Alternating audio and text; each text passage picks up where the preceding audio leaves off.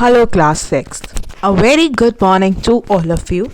I hope all my kids are doing fine and healthy at their home or at their place.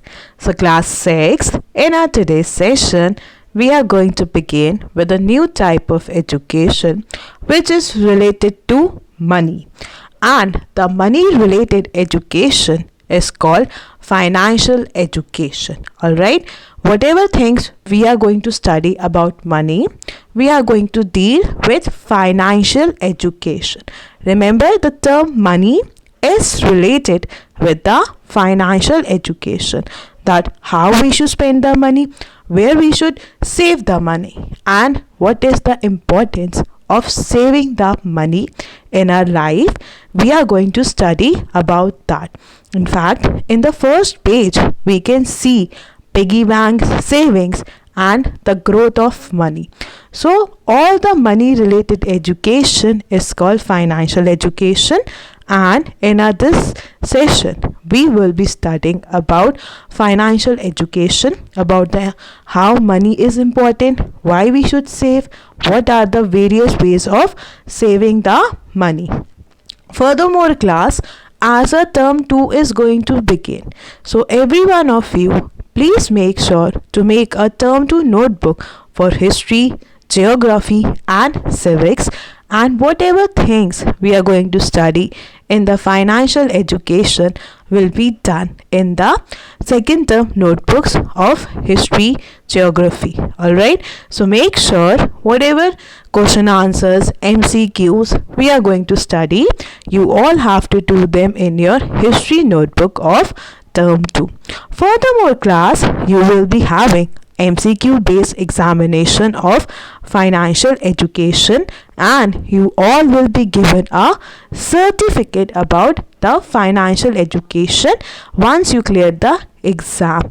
So everyone, make sure to study well for the exam, and the exam will be in the MCQ way, and you will get the certificate. All right, so now moving onward for the session, this financial education class, certain topics of financial education will be taught by your English teachers, your maths teachers, science teachers, as well as your social science teachers. So financial education topics will be taught to you by your different subject teachers.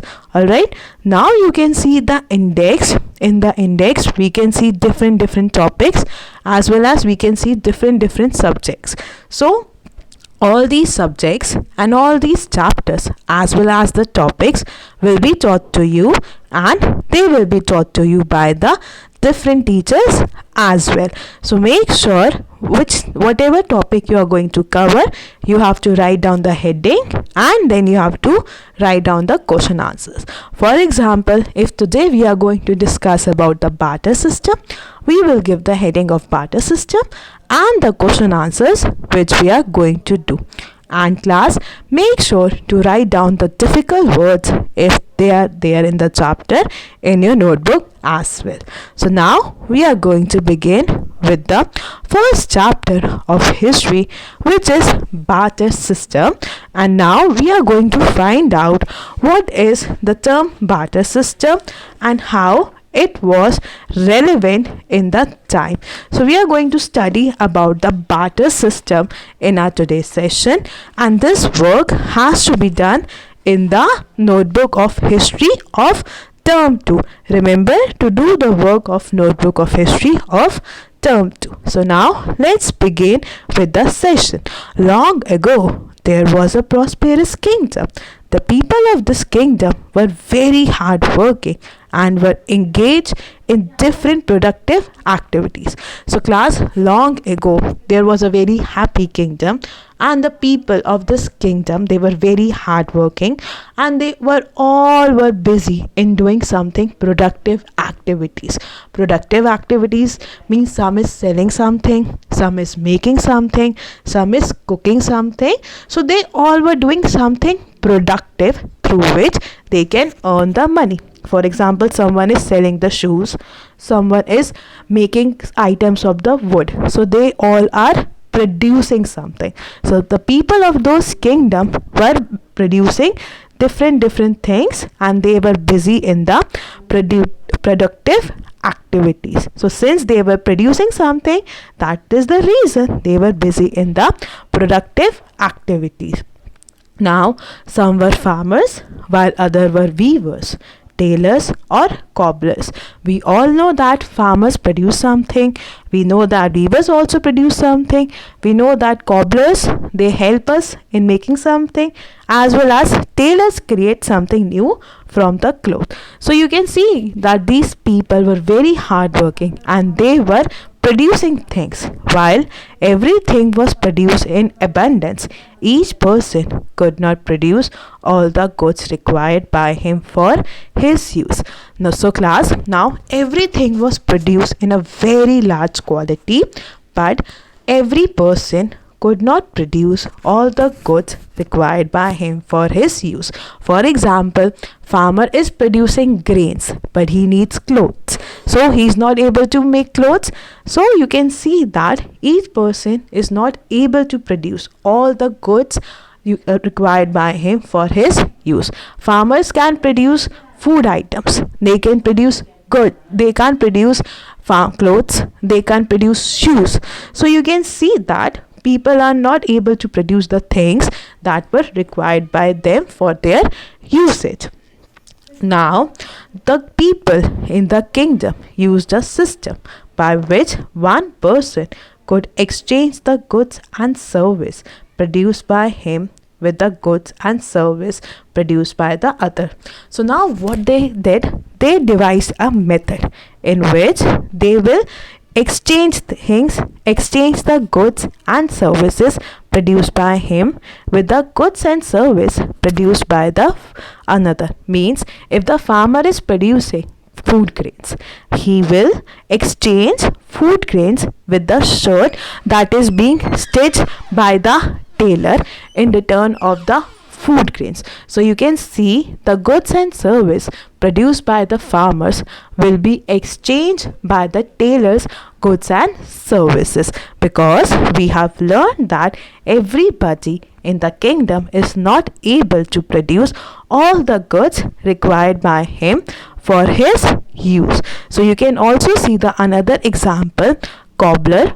If the cobbler required cloth, what he will do, he would give the weaver. Weaver is someone who makes the clothes, in return shoes made by him. So what is cobbler is doing?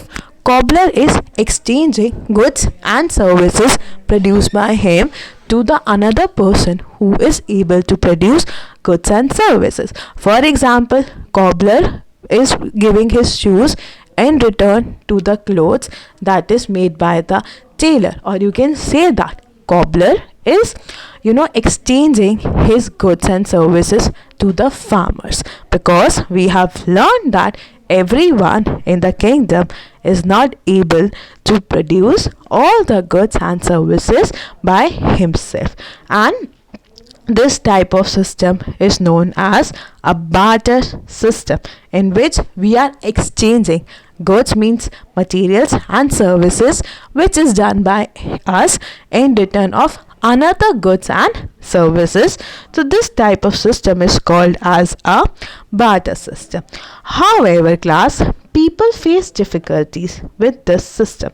So now people introduced this method and they were very happy with this method, but every single thing has certain consequences. People were not happy with this method because there are certain reasons. Now they started facing difficulties with the system.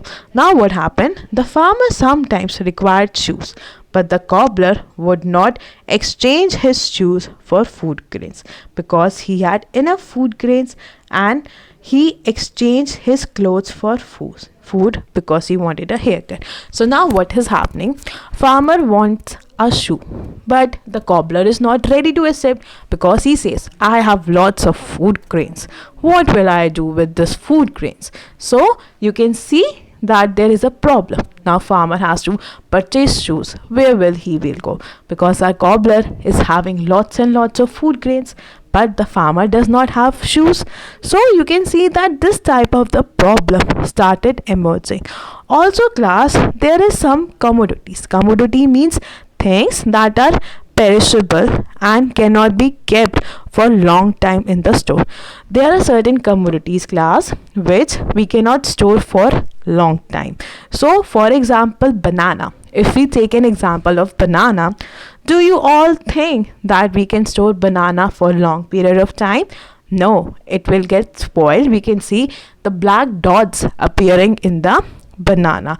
So similarly class, if somebody is having lots of apples or oranges, he could not store them to exchange later.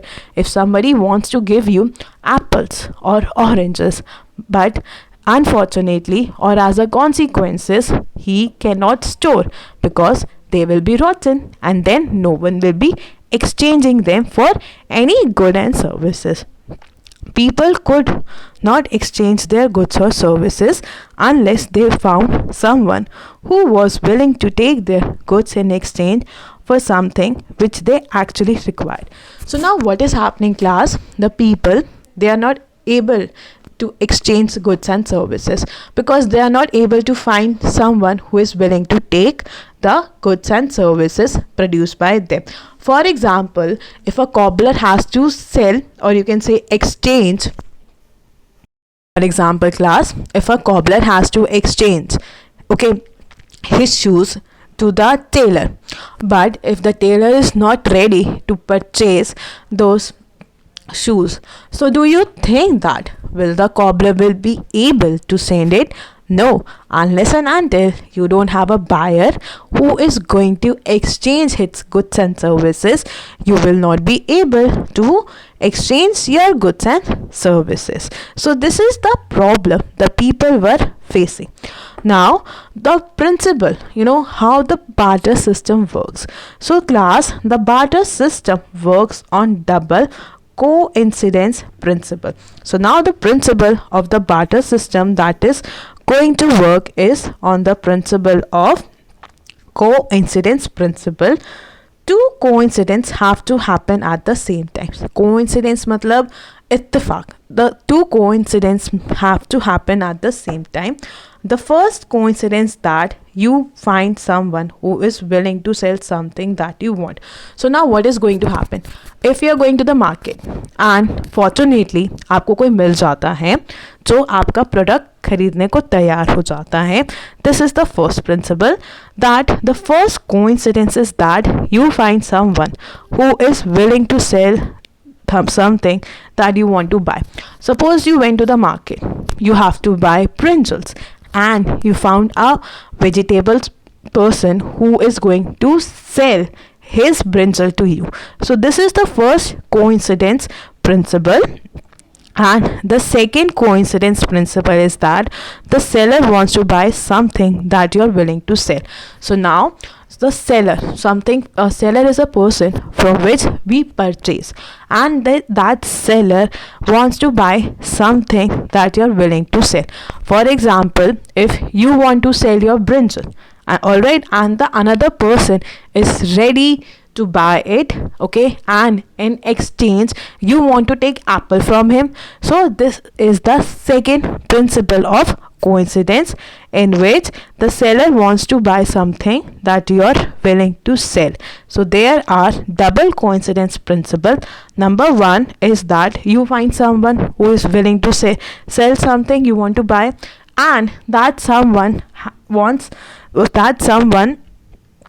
is ready to buy, and the second is that the seller wants to buy something that you are willing to sell. For example, you went to the market and you are having lots of apples, and there comes a buyer who wants to buy the apples, but in return you can see that there are oranges and you want to buy those oranges. So what is happening? You are buying oranges and the another person is buying brinjal. So you can see that there is a mutual relation and there is a mutual exchange.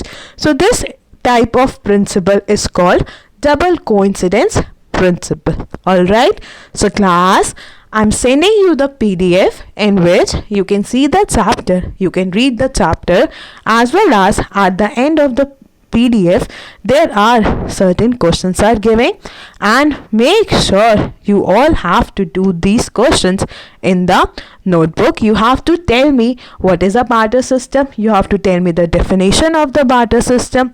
Furthermore class, the second question says, in barter system, if a person needs some goods or services, what does he do? So in a barter system class, we know that if a person needs to some goods or services, what does he do? He has to exchange his goods and services to the another person. What are the demerits of barter system?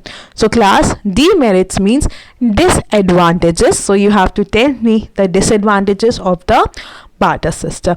So coming to the next question class, you have to tell me the certain statements which are given, and you have to tell me whether these statements are true or false. Alright, so class, everyone please make sure to read the chapter, do the work in the new notebook of history, label it as history term 2 notebook. Alright, thank you.